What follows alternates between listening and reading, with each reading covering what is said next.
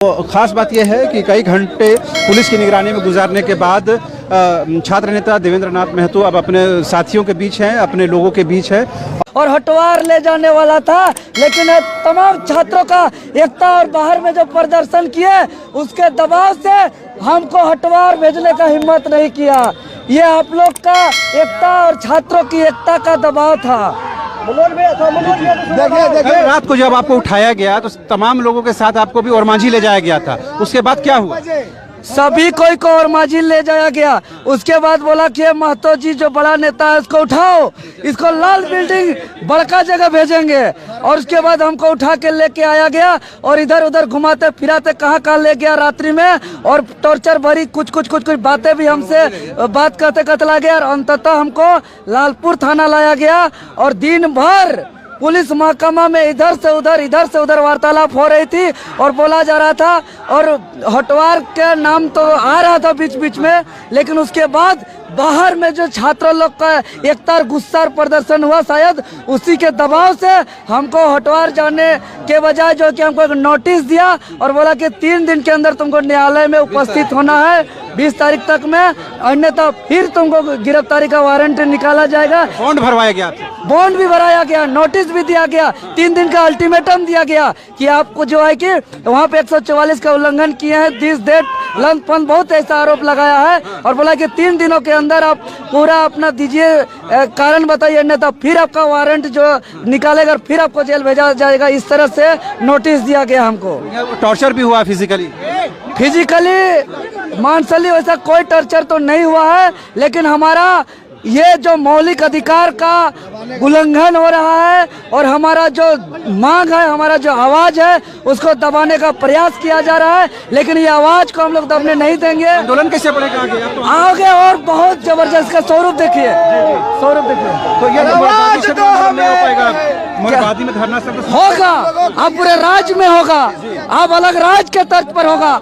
अब युवा एकजुटता नजर आ रहे हैं और जितना हम लोग को दबाने का प्रयास करेगा ये पुलिस हेमंत सोरेन की सरकार, छात्र उतना ही उठेंगे, उतना ही आंदोलन तेज करेंगे और आगे बहुत जबरदस्त तरीके से आंदोलन। तो देखिए ये आप कैंडल मार्च की तैयारी है, तमाम जो छात्र हैं वो कैंडल मार्च निकालने की तैयारी है। रांची के स्टेट लाइब्रेरी से रांची के अल्बर्ट एक्का चौक तक ये कैंडल मार्च जाएगा और छात्र जो तमाम अपनी आवाज़ को बुलंद करेंगे, इसी लव के साथ अपनी आवाज़ को भी आगे वो बढ़ाएंगे। एक के बाद एक तमाम जो छात्र हैं वो कैंडल मार्च यहाँ पर निकाल रहे हैं और ये अब ये कोशिश भी है कि इस आंदोलन को और आगे बढ़ाया जाए।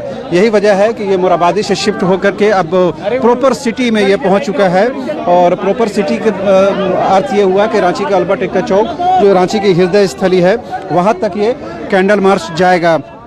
तो ख़ास बात यह है कि कई घंटे पुलिस की निगरानी में गुजारने के बाद छात्र नेता देवेंद्र नाथ महतो अब अपने साथियों के बीच हैं, अपने लोगों के बीच है और वो कहीं ना कहीं उन्होंने बताया है कि किस तरह से उनको टॉर्चर, मेंटली उनको टॉर्चर किया गया और कहीं ना कहीं हालांकि फिजिकल टॉर्चर की बात तो उन्होंने नहीं कही, लेकिन इतना ज़रूर कहा कि देर रात जिस तरह से पुलिस ने उनके अधिकारों का हनन किया है, यही वजह है कि यह आंदोलन और भी बड़ा हो गया है और ये आंदोलन अब और भी वृत्तर तौर पर आंदोलन चलेगा और कहीं ना कहीं ये आंदोलन अब और उग्र होता हो जाएगा।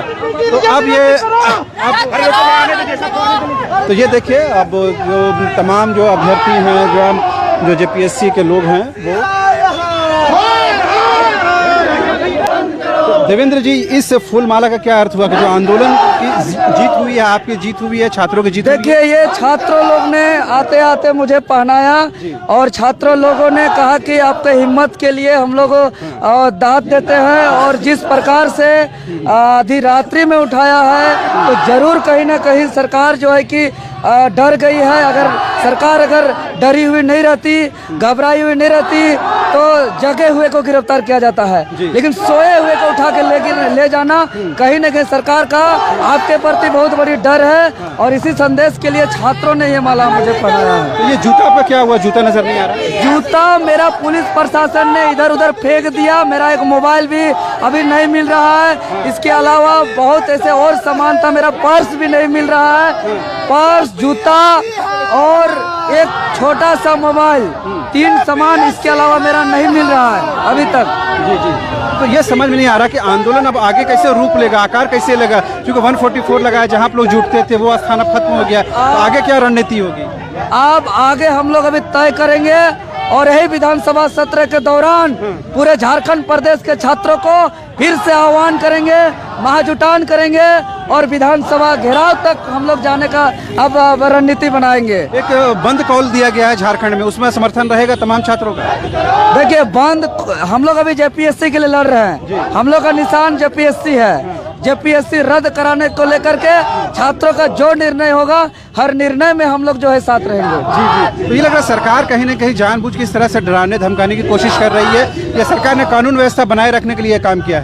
नहीं, अगर जेपीएससी सही है तो एमआर अपलोड क्यों नहीं कर रहा है, और अगर सरकार सही है तो जेपीएससी पर जांच क्यों नहीं कर रहा है? सबसे बड़ी बात, ये कानून व्यवस्था तो एक झूठ मूठ का ढकोसला है। अगर जेपीएससी सही, सरकार सही है तो जेपीएससी में जांच कराए, जेपीएससी को आदेश कराए कि सही क्या है और झूठ क्या है।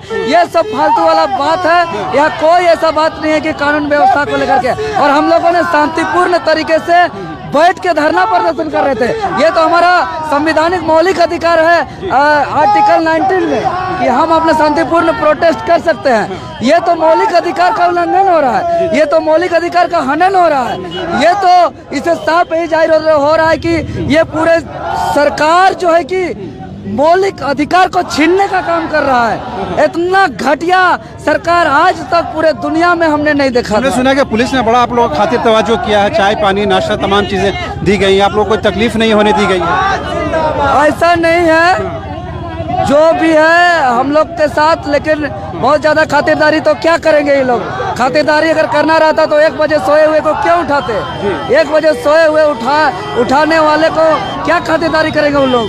ऐसा कुछ नहीं है। हम लोग के साथ हमारा आवाज को दबाने का हर प्रयास किया जा रहा है, छात्रों के हक अधिकार को जो है कि हनन करने का हर प्रयास किया जा रहा है, जिसको हम लोग नहीं होने देंगे और ये आवाज को और बहुत अब बृहद बुलंद करेंगे हम लोग। आपने सुना किस तरह छात्र नेता देवेंद्र नाथ महतो ने साफ तौर पर कहा ये कहीं न कहीं संवैधानिक अधिकारों का हनन है, जिसकी वजह से उन लोगों ने इस काम को किया है, और कैंडल मार्च के माध्यम से वो ये संदेश देने की कोशिश कर रहे हैं कि किस तरह सरकार उनके अधिकारों को हनन कर रही है, लिहाजा उन लोगों ने बाध्य होकर इस तरह का सड़क पर उतरने का निर्णय लिया है। अब सवाल ये है कि अब सरकार आगे क्या कुछ रणनीति बनाती है तो वो सरकार के ऊपर है, लेकिन एक बात तो बिल्कुल स्पष्ट हो गया है कि ये अब आंदोलन को अब दूसरे आकार में भी जा सकता है, क्योंकि मोराबादी क्षेत्र में 144 लगाने के बाद अब इन लोगों की गैदरिंग वहाँ पर नहीं हो पाएगी। तो फिलहाल तमाम जो छात्र हैं वो रांची के अल्बर्ट एक्का चौक पहुँचे हैं और कहीं न कहीं अपनी आवाज़ को बुलंद कर रहे हैं।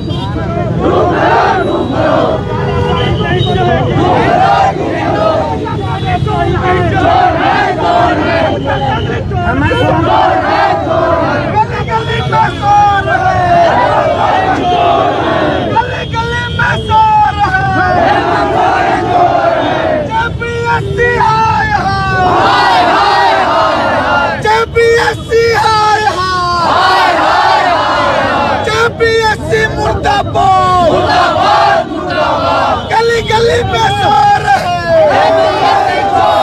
अमिताभ चौधरी चोर है, आवाज तो हम कहे, जो जुल्म के टक्कर में